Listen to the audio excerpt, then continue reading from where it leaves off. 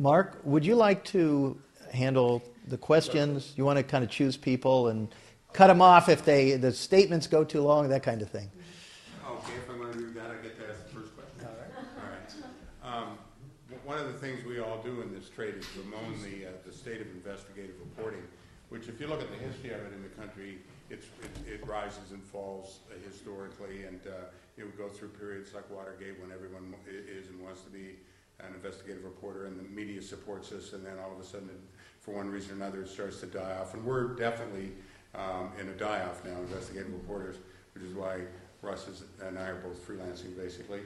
And so I'd be interested to know what you think about the state of investigative reporting and its future. I think it's bad, and one of the sort of encouraging things is that there are a bunch of these entities, more of them now, that are nonprofit investigative reporting outfits, and I'm glad to see them on the scene. And I like the work they do. It's very, very useful.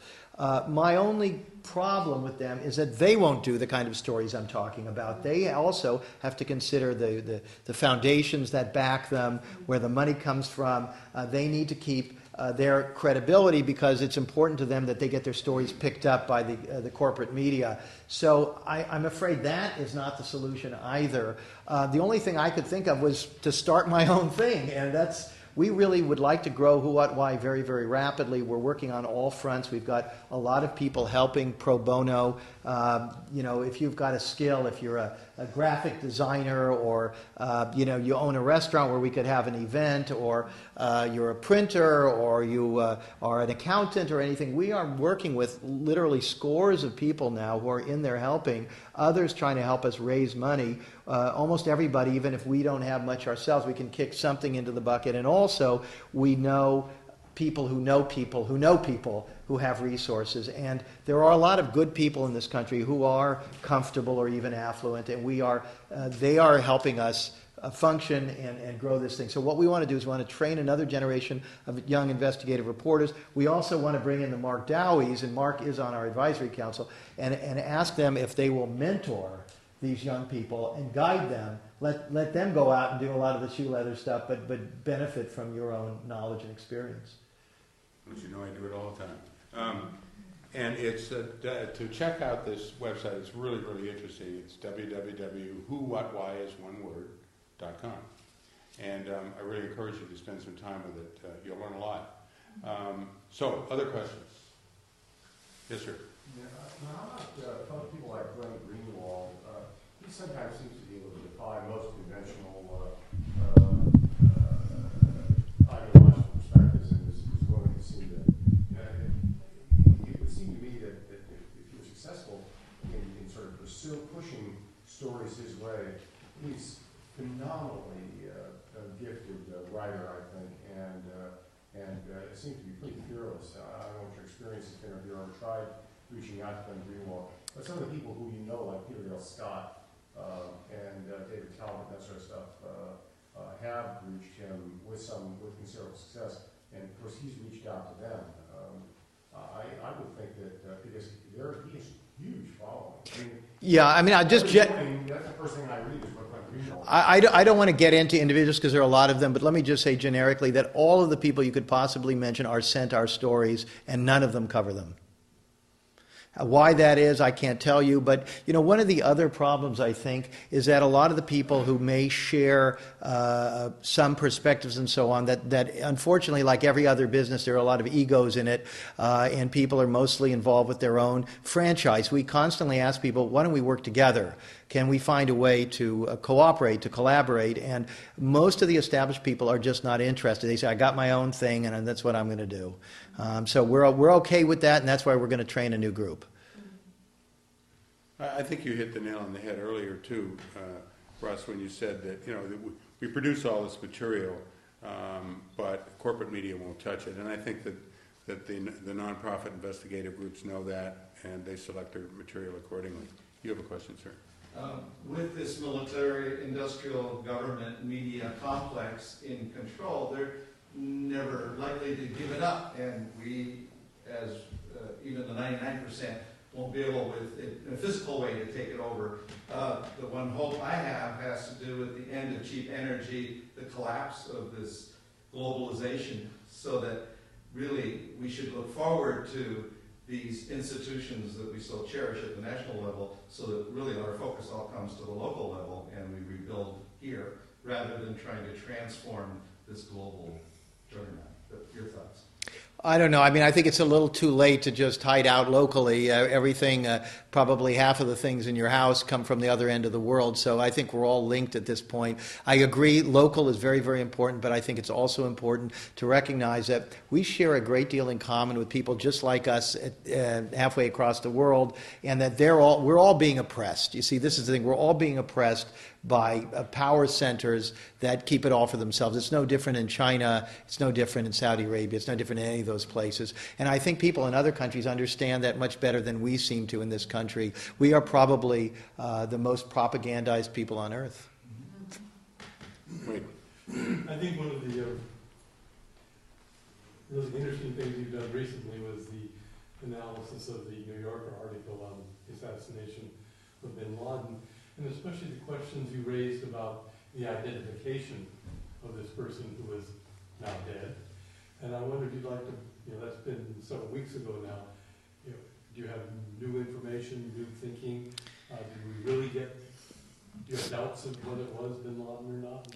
Yeah, I mean, I actually I'm very agnostic on these things. I'm very careful not to act like I know what happened, because I don't. And really, this is to me, this is the secret of good investigative reporting, is to really genuinely have an open mind and be open to anything. And you got to be okay with the fact that somebody you like or some country you prefer was involved in something bad. You have to be. That's absolutely crucial. This is something I get resistance from people on. They're not happy. This Saudi story, they were not happy with that because they heard stories that another country in the region they believed was behind it. Well, maybe, maybe not, but that's not relevant to that particular information that we have. As far as the bin Laden thing goes, all I can tell you is this. This lawsuit that has been filed where they want to see the photos, if the Obama administration was interested in settling this, they could simply say, we're going to designate 2 or 3 well-respected individuals who will be brought in confidence and allowed to look at the photos, including a few people who are experts at identifying people, and we'll let them see the photos. Because their whole point is, we don't want to release them publicly because it'll cause unrest in certain parts of the world. Well, obviously, if they showed it privately to certain truth actors in this thing, we'd settle the whole thing, but that doesn't seem to be an option, and that troubles me. It means that they really just don't want anybody to see those photos. What about the DNA? They claim they have that. They did, but we also... about that, very interesting. Yeah, they claimed that they did a DNA on him, but according to the DNA experts, that's impossible because it takes a certain number of hours to get a DNA match, and they didn't have the body was already thrown overboard allegedly long before they could have had that window of time. But they could subsequently have analyzed. No. Apparently, there's something where, in other words, they announced his identity from DNA prematurely, is what I'm saying. Presumably, but not if you throw him overboard, because now you can't dig him up, right? Yeah. Yeah, I mean, one of the things that I've noticed about my peers in investigative reporting is that the really, really successful reporters like Russ, they have an intuitive sense that a lot of us don't have. And I've had conversations with Russ where he's thrown a theory at me, and I've thought, sounds a little conspiratorial, sounds a little theoretical. They've all proved out, believe me. He has it. And the most successful reporters do have it, and it's a gift. And I envy them. Yes. Thank you for coming here. I really appreciate your talk, your discussion. I listened to the entire Pat Turkson interview the other morning, Sunday morning. It was great. Moving forward versus looking back, the Obama administration has, essentially said we're not going to look back, we're not going to prosecute, we're not going to look into war crimes. But I feel like it's so important to look back, and I almost want to just stop moving forward. Do you have anything to say on that? Well, I mean, I think it's certain that the Obama administration didn't feel that this was something that they could do, that it would be counterproductive. And I understand that from their viewpoint, so they're not going to do anything. If anybody's going to do anything about it, it has to be the American people, and you'd have to have people in the streets. All of those countries, whether it was Chile or whatever, it was by popular demand that these things happened. Bush just got chased out of Canada. I don't know if you read that story, but he was invited to speak at an evangelical college on something or other. And even at the evangelical college in Canada, they put up such a huge stink that he backed off.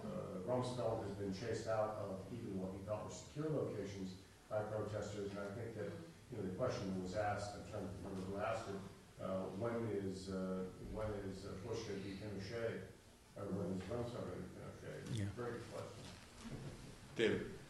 I'm interested in what the information you had in your book. Did that result in any threats to you or any harassment?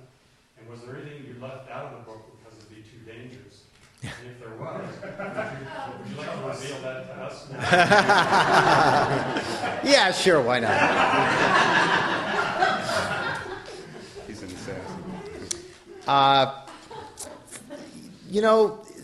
I get asked, I kid you not, I think every public event I do, somebody asks me the personal danger or threat issue question, and I have to say, these people are way too smart to do that.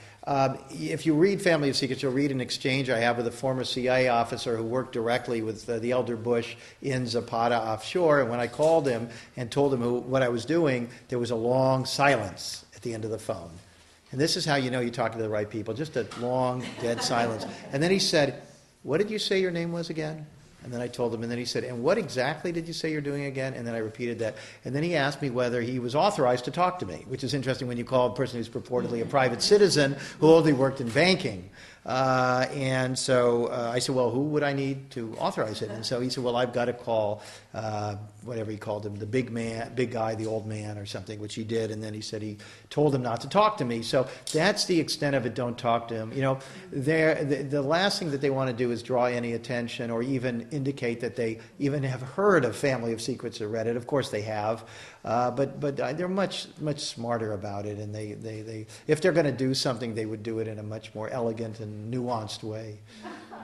In the time that Russ and I have been working as investigative reporters, in my case almost 40 years, there's only been one American investigative reporter assassinated in the United States, a guy named Dan Bowles. It happened in Arizona early in my career, and what happened after that was that probably 2/3 of the investigative reporters in the country left their desk, went to Arizona, investigated the whole thing, tied the mob, tied the assassins up with the mob in Arizona, wiped it out, implicated Barry Goldwater. They know that when we really focus on something like that, they're devastated. They're going to be devastated by it. So they just don't do it.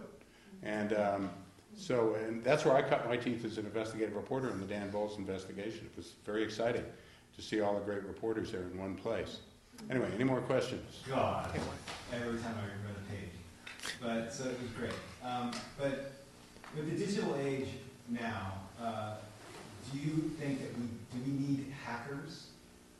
Do we need hackers? Oh boy, I don't know. What do you think, Mark? Well, it depends what you mean by hacker. If you mean people who hack material and turn it over to WikiLeaks, yeah, we do. WikiLeaks are Sure we do. Well, no, WikiLeaks receive hacked material. Yeah. And yeah, sure we do. Just simply because you use a lot of documentation that was old and on paper, you can't change it. But with digital. Yeah, I mean, this is a whole new world, and I think most of us are still thinking about it and trying to sort it out. I have mixed feelings because, of course, all investigative journalists, all journalists love to receive documents, but at the same time, we don't necessarily publish everything that we receive because we want to think about what is this? Are we sure this is real? Do we know what the intent of the person who wrote it in the first place? You have to remember that one of Bush's friends said to me when I mentioned that his name was in a CIA document, he said, "Hi," he said, "don't you know not to ever believe government documents?" So just releasing huge amounts of documents doesn't necessarily get us closer to the truth, and I think it's important that function of vetting and verifying that serious journalists do is extremely important. A lot of leaked documents are leaked deliberately to give us a red herring to follow. Yeah. I wonder if you did any work in conjunction with architects and engineers for a review of 9/11, the people who were reviewing all the building. Yeah, we haven't. This is our first story. Of course, we're aware of the work done by them and other groups. That what they have put out. So I don't know exactly what we would necessarily do. I and my colleagues are not experts in the construction of buildings, so unless we could figure out some new sources or some new avenue there, I don't know what we would add. But we are certainly willing to do reporting wherever we see an opportunity, and that the example of that would be our recent piece on WhoWhatWhy about the Saudi family in Sarasota. Well, I thought there was a connection with the Bush family, with one of the sons being the project manager. You know, one of the problems, somebody asked about the digital age, one of the problems is that anybody can post anything, and a lot of the stuff on the internet is false. And a lot of it is it's not necessarily even put up there because people mean it to be false, but because they're not careful and they don't know. And there's just a tremendous amount of stuff. In that case, for example, as far as I know, one of the brothers of George Bush was on the board of a company that provided security services to the World Trade Center some years before the attacks, but they were no longer doing that for a while, a year or two during that period. That's quite different than saying that he was in charge of security. And it's just very important to be precise for credibility and for the public good. Yeah. Tom. Yeah, go ahead. Are you going to be relying more on interviews then? I mean, we rely on everything. We rely on interviews, we rely on documents. We do a lot of old-fashioned stuff. We try to read books. A lot of journalists just don't seem to read books. And for Family of Secrets, I assembled a library of more than 500 books, some of them extremely obscure, even self-published memoirs of people who had worked for George H.W. Bush. And when I called them up, they said, well, how do you know all this? I said, I read it in your book. And they said, oh, I thought only my family would read that. So, we think you have to use any and all methods. It's a lot of work to do good investigative journalism. It takes weeks, months, years sometimes, and we just don't think you should skimp on it, and that's why we're trying to get WhoWhatWhy properly funded, because it's not like those news organizations where they can knock out 3 stories a day. I mean, we're lucky, some of our people, if they can do 3 stories in a year. Thank you for taking my second question. I'm glad you mentioned Chile. I was born in Santiago in 1981. I lived there until 1983, so half my family's still there. But anyhow, the Saudis in Florida, that story was just quoted by Bob Graham, and as you know, he's calling for more investigations because of these Saudi connections. And Michael Moore was just on Democracy Now! On the same story, so I'm really glad that at least some attention is going into that. Do you see any, looking back to when Henry Kissinger was appointed to the 9/11 Commission report as director, he had to step down because he was pressured about his business relations to the Saudis. Did you find anything, did you get into the 9/11 Commission reports and connections with your research into Bush? Well, just very briefly, there are 2 things about those commissions. Number one, they never, ever get to the bottom of anything. And I can take all the commissions in the history of this country, and has any one of them ever resolved anything? Their purpose is not to get to the bottom of things. Their purpose is to settle things in the mind of the public and to allow us to move on. If you remember in the 2000 election, even the New York Times started saying, this is going on too long, just give it to Bush, let's move on. And that's an attitude in the sort of prevailing classes of this country. They don't want chaos, and they don't want to standstill everybody back to work. So I have limited faith in these commissions. There are some good people who are on them, and they try to do what they can. Even the people who are on the 9/11 Commission say they believe they were lied to and that things were withheld from them. So we've got a big problem, and I think those people, to some extent, even some of the people in the power structure, are very sympathetic to the kinds of work that we're trying to do. Anyway, I guess we're going to stop now, and we have some books back there. I hope you will not let your good local bookseller return back to the store with any copies. Get them for holiday gifts if you like, and hopefully if I sign them, they'll be worth at least 1 cent more than they were before. Happy to do it. Thank you so much for coming. Really enjoyed it.